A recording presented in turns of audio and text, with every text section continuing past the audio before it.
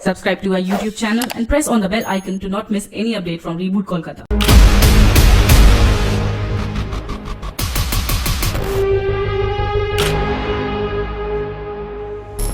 নমস্কার, আপনাদের সবাইকে শুভ অপরাহ্নকালীন শুভেচ্ছা জানাই। আজকে আমাদের রিবুট কলকাতার রুট টু রিবুটের প্রথম পর্বে আপনাদের সকলকে সাদর আমন্ত্রণ। আমাদের সঙ্গে আজকে রয়েছেন doctor Tathagata Niyogi, chief innovation leader of Calcutta heritage works এবং স্যার পিএইচডি করেছেন ইউনিভার্সিটি অফ এক্সেটার থেকে। আপনাকে সাদর আমন্ত্রণ জানাই স্যার রিবুট কলকাতায়। a very warm welcome. নমস্কার, good afternoon সবাইকে যারা দেখছেন from all over the world. So thank you for watching so far, and thank you for having me Reboot Kolkata for this session. Kolkata মানেই নাচ, গান, আঁকা, আবৃত্তি সবকিছুর এক অদ্ভুত মেলবন্ধন। আজকে আমরা তথাগত স্যারের থেকে জেনে নেব কলকাতাকে এক নতুন রূপে। তো স্যার, একটা ভার্চুয়াল ট্যুর হয়ে যাক কলকাতার। সো ভার্চুয়াল ট্যুর মানে যদি আমাদের কলকাতার গল্প প্রথম থেকে শুরু করতে হয় তাহলে আমাদের শুরু করতে হবে কলকাতা শহরটা এস্টাবলিশ হওয়ার আগে। সো ফর্মালি কলকাতা শহর এস্টাবলিশড হয় 1697-98 এরকম সময়, বাট আমি ফর্মালি কথাটা বলছি কারণ তার আগেও এখানে সেটেলমেন্ট ছিল। It's not that it was completely derelict of any settlement or anything.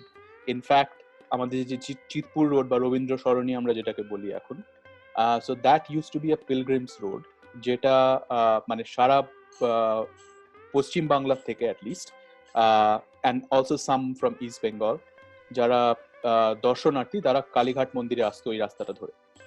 এবং এই রাস্তার আশেপাশেই আস্তে আস্তে বাজার তৈরি হয়। Obviously when the pilgrims come, trade and business comes with them. So these markets start coming up around these places. তারপরে সেই বাজারগুলো আস্তে আস্তে বাড়তে থাকে because the number of pilgrims grow, as well as Kalighat temple grows in its stature as an important religious center. And that's how Sutanuti বলে যে জায়গাটা, মানে যেটা নর্থ কলকাতা, যেটা বাগবাজার অঞ্চল বা শোভাবাজার অঞ্চল, সেই জায়গাটা আস্তে আস্তে একটা বড় সড়ো semi town sort of semi urban settlement হয়। তো this is something that attracts the East India Company, and because they want to buy products from this market. All right. And this is when they get the first opportunity in 1690, that's when they settle in the east bank of the river. So Hooghly থেকে ছেড়ে দিয়ে ওরা কলকাতা, মানে যেটা আমরা এখন সুতানুটি বলে যে জায়গাটা জানি, ওই জায়গাতে এসে first they start their settlement. Gradually they buy up these places and establish the city of Calcutta that we know today. সত্যি সত্যি এই বিল্ডিংস গুলো এবং এই কথাগুলো শুনলে মনে হয় যেন কতদিনের পুরনো ঐতিহ্যকে সমৃদ্ধ করে রেখেছে। এক কথায় আমাদের সকলকেই মুগ্ধ করে তোলে আমাদের গৌরবের ইতিহাস। আচ্ছা, হেরিটেজ বিল্ডিংস গুলো যেগুলো নিয়ে আপনি কাজ করেছেন বা যার উপরে আপনি রিসার্চ করেছেন, সেগুলো কি সবকটাই ওয়েল মেইনটেইনড যদি আমাদের জানান? কলকাতার যেটা প্রবলেম, শুধু কলকাতার নয়, ইন্ডিয়াতে যেটা সব থেকে বড় প্রবলেম সেটা হচ্ছে we have a problem of too much heritage. সেটা that's a good thing and that's also a bad thing, কারণ আমাদের এখানে যে হেরিটেজ লস গুলো আছে, all of those heritage laws basically are from early 1900s, and that makes the government solely responsible for maintenance of the buildings which have a heritage tag. Now, if you Kolkata itself has more than 1500 buildings listed as heritage. Now, government এর কাছে অত টাকা নেই যে সবকটাকে properly maintain করা যাবে. So that is why most of these older buildings which have heritage tag, many of them cannot be maintained properly because of the lack of funding, lack of expertise, and stuff like that. তো সেই জন্যে while a handful of buildings are very well maintained, অনেক বিল্ডিংই কিন্তু এখন খুব বাজে অবস্থায় আছে। যেমন মানে just walk in Bhowanipore area for example, or Chitpur road ধরে যদি হেঁটে গিয়ে কিছু গলির মধ্যে ঢোকা যায়, তো তখন দেখা যাবে যে প্রচুর বিল্ডিং প্রায় ভেঙে পড়ছে। So the reason for this this is the government not having the resources to restore them.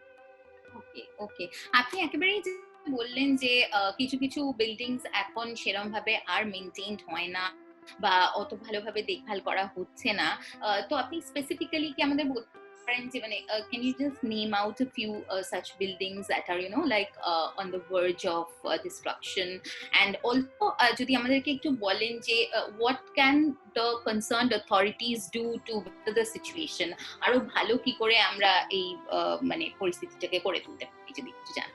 So when you ask this question, there are a million buildings come to my mind, but I'll just point two out. একটা হচ্ছে আমি যদি Kolkata centric দেখি, because west Bengal দেখতে গেলে তো আরো বেশি আছে।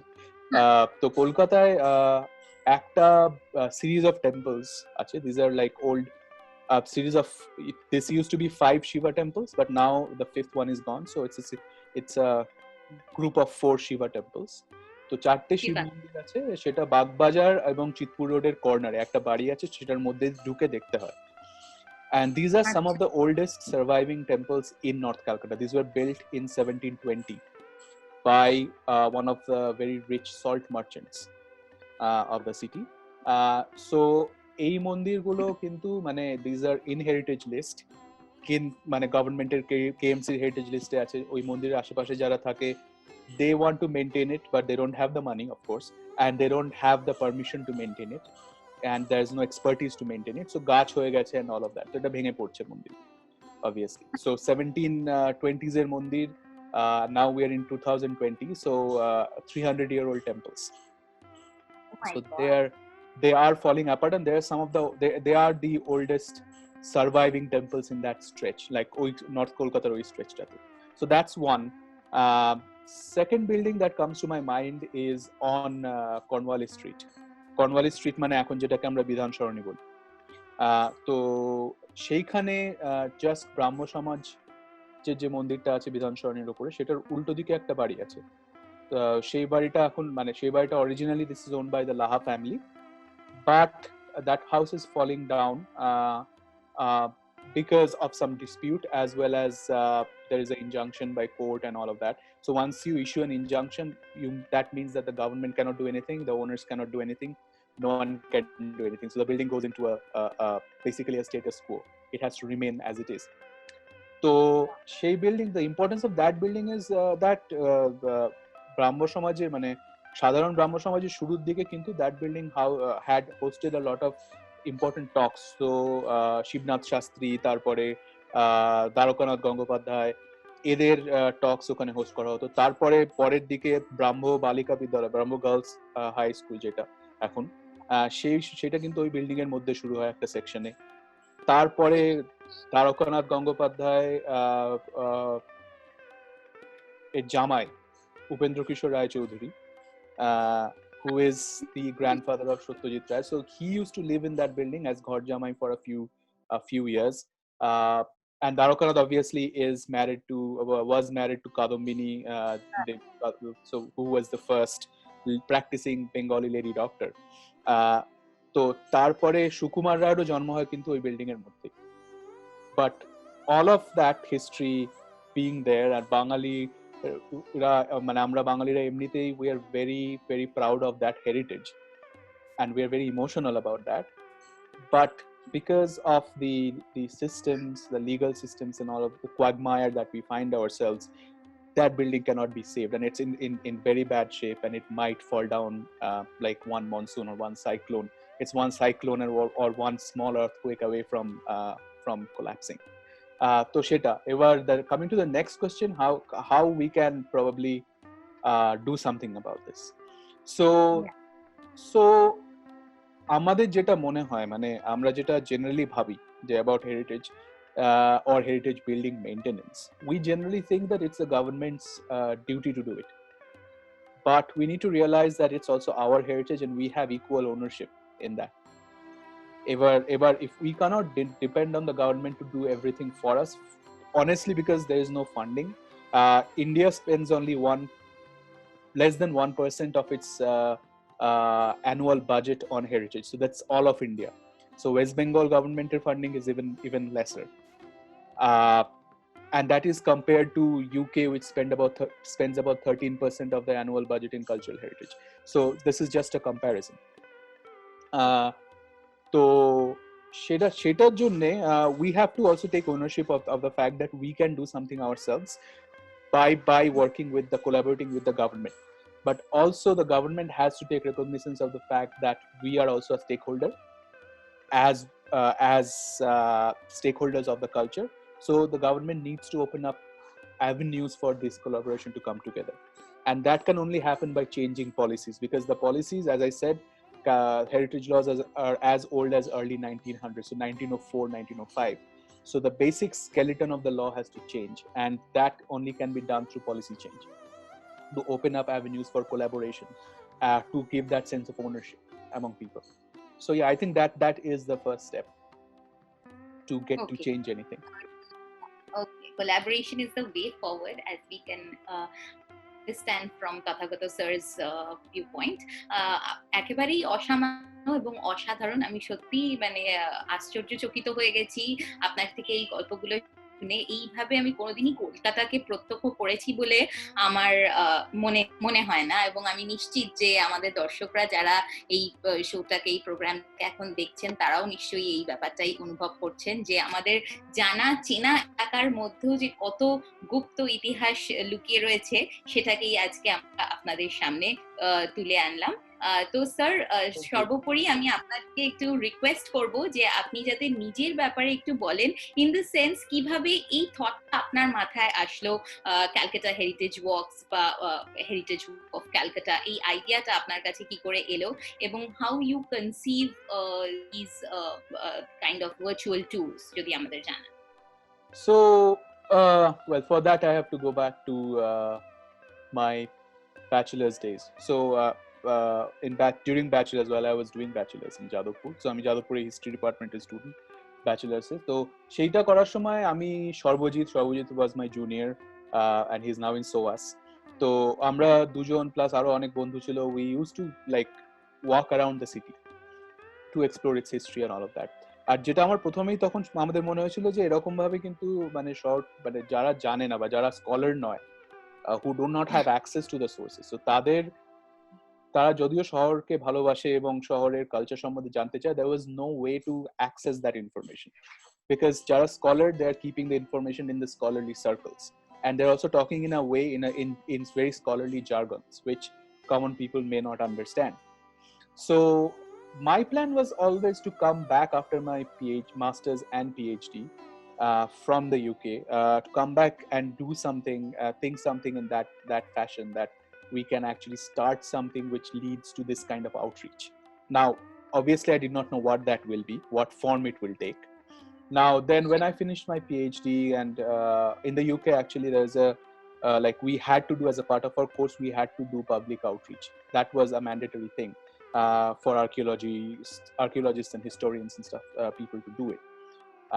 And I also realized that there is a possibility to do this by creating a business model by which we can sustain ourselves, not going the NGO route, but creating a business model to sustain ourselves, and also making this research available to people in an engaging way. Because if you just show people a few papers and all of that from the archives, those read very bland. But if you can glean the stories out of them, and then you can tell those stories, make them alive with storytelling, and take them to the places where things happen, then that makes it more engaging, and people will remember that information in a much better way.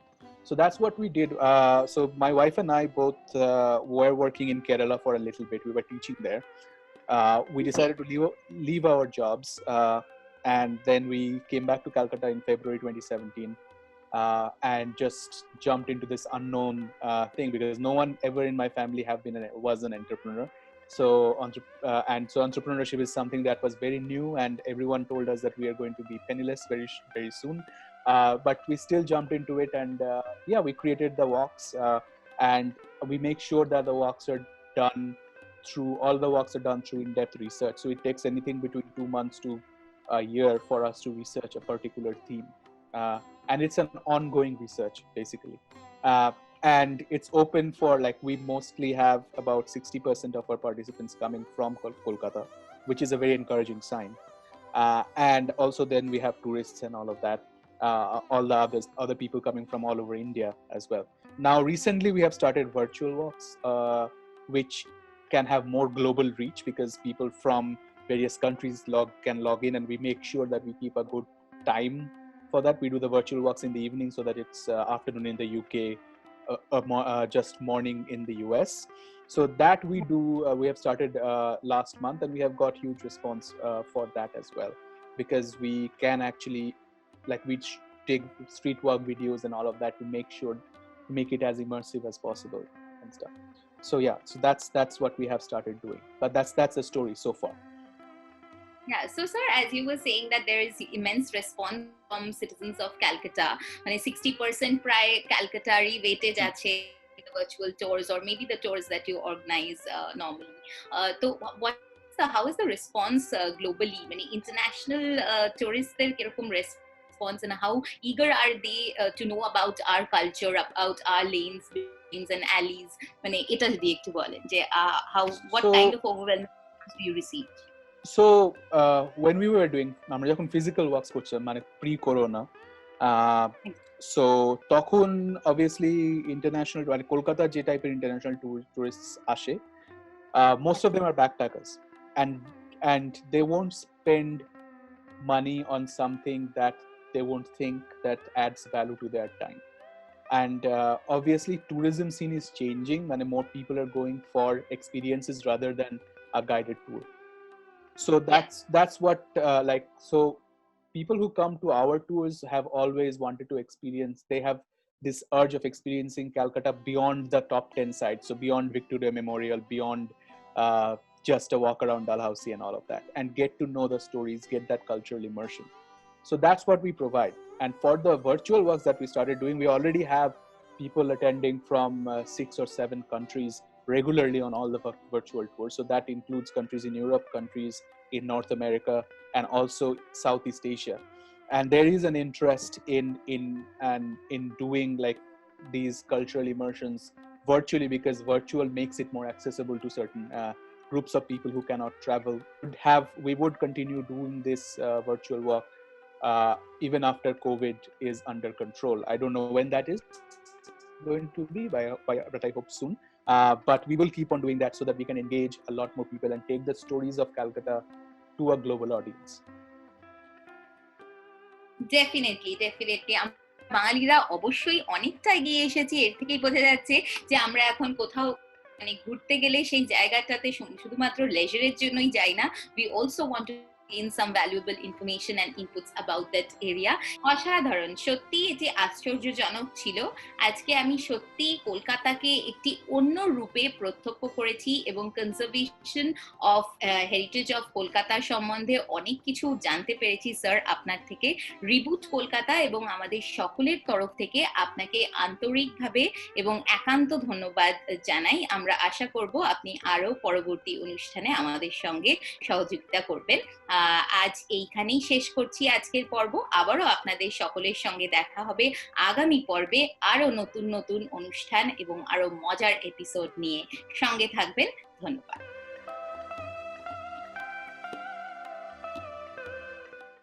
Do not forget to subscribe and click on the suggestions to watch our other videos.